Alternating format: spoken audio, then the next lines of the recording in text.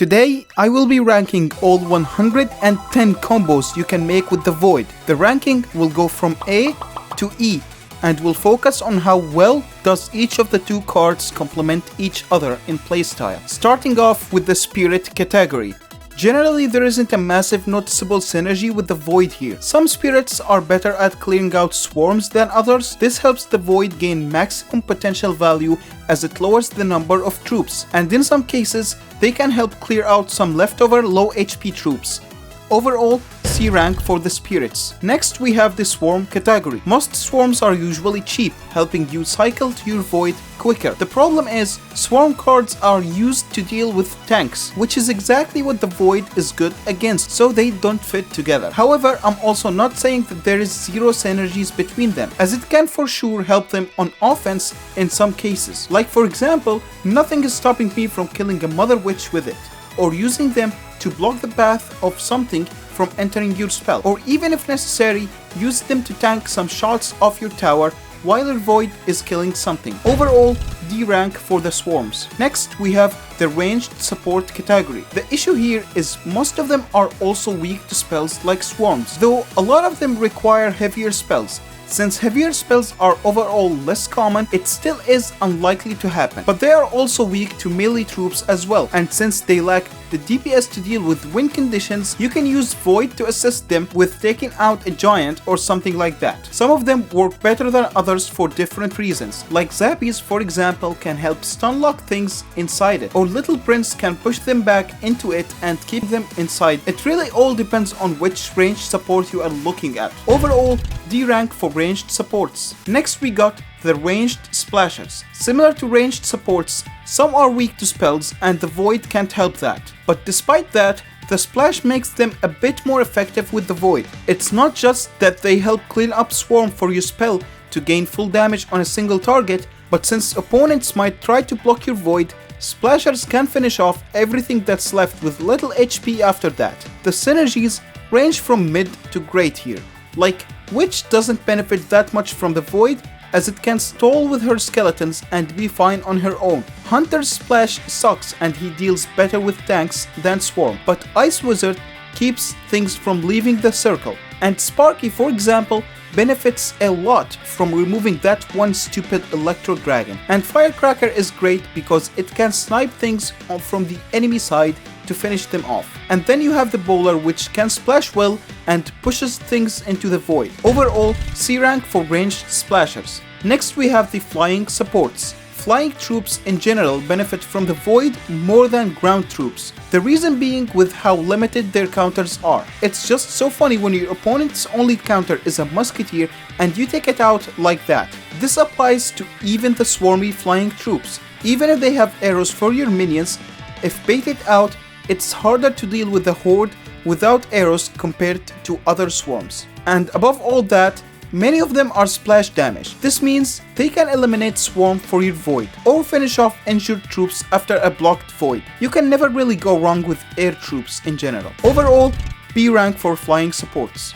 Next we have the buildings. Spawners, besides Tombstone for starters, are great with the Void. Usually, they force the opponent to play a troop or a building to counter the waves. You can Void said thing for mostly a positive elixir trade to clear out the way for your spawner, and if they block it, the entire package of troops will be taken out by your stuff. Defensive buildings, however, all deal well with tanks on their own for the most part. Like for example, an Inferno Tower already melts tanks and doesn't need an anti-tank spell, but Bomb Tower deals better with Swarm, so it would benefit it more. However, buildings offer something special, and it's kiting win conditions. This can allow you to separate their push to snipe things with your Void. My favorite application to this is pulling a balloon and sniping it from behind a Lava Hound. Overall, C rank for buildings. Next we got the small spells. Arrows are a must use, as the damage from it combined with the Void can take out a lot of stuff, and also it helps clean out the area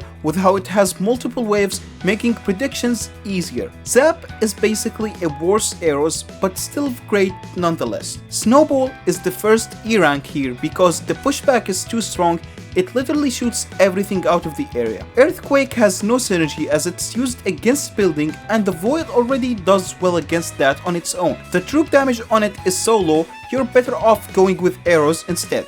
Log has a very good synergy with the middle level damage on the Void. Many things would die to that, plus Log or Barbarian Barrel, so it's nice to have one of them alongside your Void. Rage is a worse zap because it has some delay, but it is better than Snowball. Nado usually clumps things together, so I don't recommend it. I mean, you could single out something with it to use a Void on it, but you're better off using a Lightning at the same cost. Delivery is a weird one because if you get all 3 strong strikes, then you have nothing to use it on. But if they block all 3 strikes, it wouldn't even kill an Executioner. Only if you get at least 1 strong strike, then it becomes worth using as it would finish off most of the troops in the game. Luckily, it is the most likely scenario as there is practically close to no reaction time for them to tank the first hit. And the clone is, well, I don't know, it's like Swarm, so C rank I suppose. Overall, B rank for small spells. Next we have the melee troops. Majority of those already deal high single target damage, so in reality, it doesn't benefit them as much as you would think it does. Like, what would a bandit gain from voiding a ranged troop when she is already good against them? But it does help a tiny bit against specific counters, like how a Night Witch would find it life-saving to get rid of that one wizard, or how a Mighty Miner would absolutely love you for killing that Electro Dragon. Ultimately, it all depends on the melee troop because honestly they are quite different from each other. The Fisherman is peak melee troop with the Void as he separates things from each other and even singles them out. Dark Prince is a splasher, so he does fit a bit more than the normal Prince. Or Golden Knight, which can do well on Swarm cleanup to get you full value. Finally, Lumberjack is funny because his death damage kinda gives you a window to void some stuff. Overall, D rank for melee troops. Next we got the big spells. Like most other small spells, Void works exceptionally well with other big spells. Since Void encourages people to clump up troops, it gives you great poison value most of the time. And when playing Rocket, people often separate their troops from towers and other troops, so they are now an easy target for your Void. Surprisingly, Mirror is not bad as 2 Voids do complement each other better than what would you expect. It still is borderline trolling as it's a 7 elixir combo, but think of it as fireball arrows. When there's 2 of them, I'd say it's near impossible to block them with troops. The match where I tested this was against a top 100 player and I ended up taking both his towers, so it's not as bad as it sounds. And for Fireball, I think the chemistry is just not there, as it's an instant damage, small radius spell, so it's just not like the poison. Lightning is far worse, as it only hits 3 targets, so it doesn't punish troops being spammed. And Freeze has very negligible damage, but it makes aiming a bit easier. I think that's just it. Overall, B rank for big spells. Next we got the tanks. Tanks are often used for defending pushes more than anything really.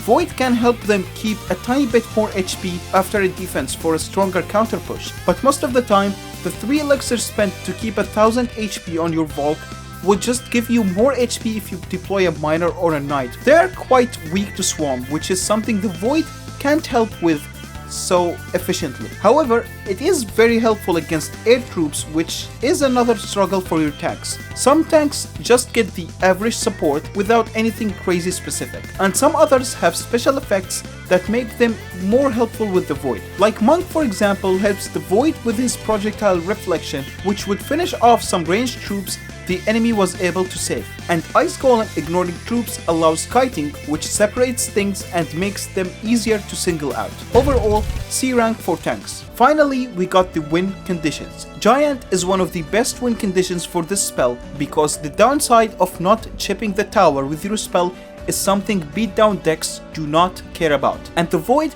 allows for a cheaper method to take down buildings at the expense of not getting spell damage. The same thing applies for Goblin Giant as they are very similar in playstyle, but the Goblin Giant also has an advantage of being able to finish off anything that stays at low HP. Same goes for Golem, but I'd argue it's a bit less effective. Unlike other giants, the damage in Golem pushes come from supporting troops, not the Golem itself. This means Golem players would rather not use a heavy spell unless extremely necessary. Elixir Golem is also another win condition that relies on support troops, but the whole deal with him is that he can take out an entire tower on his own if his later stages were left untouched. This is why the Void with him is a bit more effective than with the Golem, especially considering how most of the hard counters get completely shut down by it. And Lava Hound is the absolute best win condition for the Void, as for just 3 elixir you can eliminate what can be the only air defense a deck has. And when taking out a building, if they try to block it with ground troops, they will get eaten alive by the barrage of dragons that you have behind your lava. This also applies to balloon decks, though a bit less effective because it's easier to deal with a balloon in time compared to a whole Lava Hound. The only exception to the speed down thing is Electro Giant, as his playstyle depends on always having a reliable way to take a building out. Void isn't as reliable as Lightning or Earthquake, as it can be blocked, so it's not quite it for Electro Giant decks. And before anyone thinks of mentioning Royale Giant, he counts as a cycle card. Therefore, he is always better off playing a Fireball over Void any day of the week for that instant damage and the chip damage it can get on the towers. As goes for most cycle decks, like I don't understand what a Goblin Barrel deck would do with a Void. It doesn't stop spells and the tower damage it does isn't enough, you just need to keep using Rocket. This goes for the Skeleton Barrel as well, since most of the time it gets countered with a spell anyway. And Wall Breakers also seem to gain nothing from having that spell around. It is a bit better with Hog Rider when it comes to sniping buildings, but it falls short compared to Earthquake because it doesn't damage crown towers. It is worth mentioning that it counters Fisherman while Earthquake cannot counter him. Royal Hogs have a bit more potential to use the Void than Hog Rider solely because they have more specific counters. It's more likely for them to take out half a tower than a Hog Rider when the opponent doesn't have the right counters on the arena. Ram Rider ends up more used in heavier decks as a pressure unit, so Void does better with it. Taking a building out or Electro Dragons can go a long way for your push. And while the Battle Ram gets used similarly, the time it takes for a building to be broken is usually long enough to have the Battle Ram hit it and break anyway. Expo, despite needing that chip damage from spells, can benefit from the Void regardless. The way people counter Expo is usually by placing a tank in the middle, and taking that tank out suddenly can get you that connection you need to win the game. This also goes for the Mortar, with the added benefit of them not being able to block it because of the splash damage the Mortar does. Miner decks would be just missing out big time if they don't use Poison as their big spell. Since Miner is placed on a tower, your Void will always be harder to play and will deal worse damage to everything. And because the Drill and the Miner are quite similar in playstyle, it also tends to favor Poison over Void in nearly every single situation ever. Same thing goes for Graveyard, it just doesn't synergize like that. You're probably better off not using it at all. Final win condition here is the 3 Musketeer, and usually their decks don't even use spells at all. You might see a Barbarrel or Rage, but Void is just never gonna be considered as an option. Overall, B rank for win conditions. Here's the full tier list. Feel free to take a screenshot, post it on Reddit, or print it and eat the paper. I'm not judging you, do whatever you want. Since this is somewhat of a new format, if I ignore the Clash Mini Days, I would love to get some feedback on it in the comment section, my dudes.